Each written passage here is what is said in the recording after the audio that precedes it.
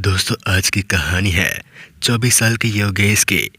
योगेश के परिवार में कोई नहीं है, उसकी शादी भी नहीं हुई है, जिसके चलते वो काम की तलाश में मुंबई जाने को सोचता है।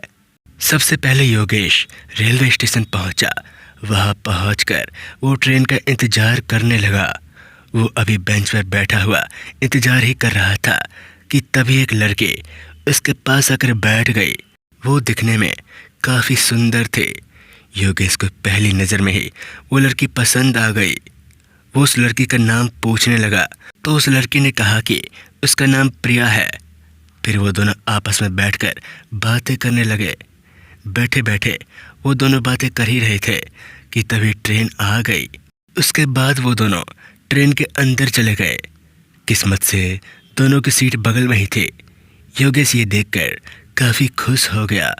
वो मन ही मन सोचने लगा कि सफ़र के दौरान वो अपनी मन की बात कह देगा, लेकिन वो इस बात से अनजान था कि आज की रात उसकी ज़िंदगी की आखिरी रात होने वाली है।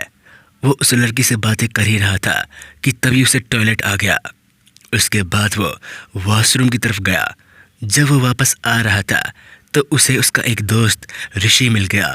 उसके बाद वो दोनों ट्रेन के दरवाजे के पास होकर आपस में बातें कर ही रहे थे कि तभी योगेश की नज़र बाहर खड़ी एक लड़की पर गई।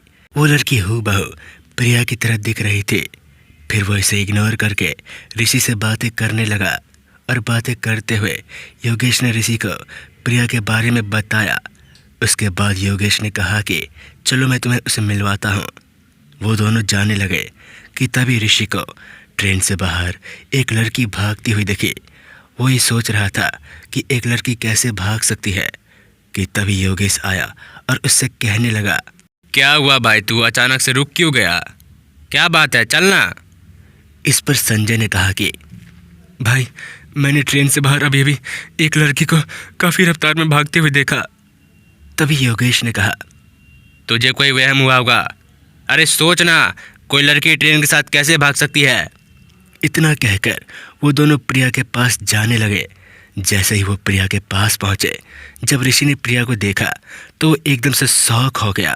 तभी ऋषि योगेश का हाथ पकड़ते हुए उसे प्रिया से दूर ले गया और कहने लगा कि उसने थोड़ी देर पहले जो लड़की देखी थी वो कोई और नहीं बल्कि प्रिया थी।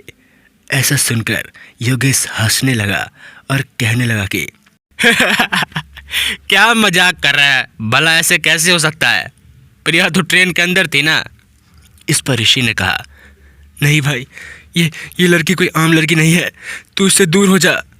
तभी ऋषि ने अपनी जेब से धागा निकाला और योगेश को देते हुए कहा, मेरी बात ध्यान से सुन, चाहे कुछ भी हो जाए इस धागे को अपने से दूर मत करना। ये देख, एक मेरे हाथ में बंधा हुआ है और एक तू अपने हाथ में फटाफट बांध ले।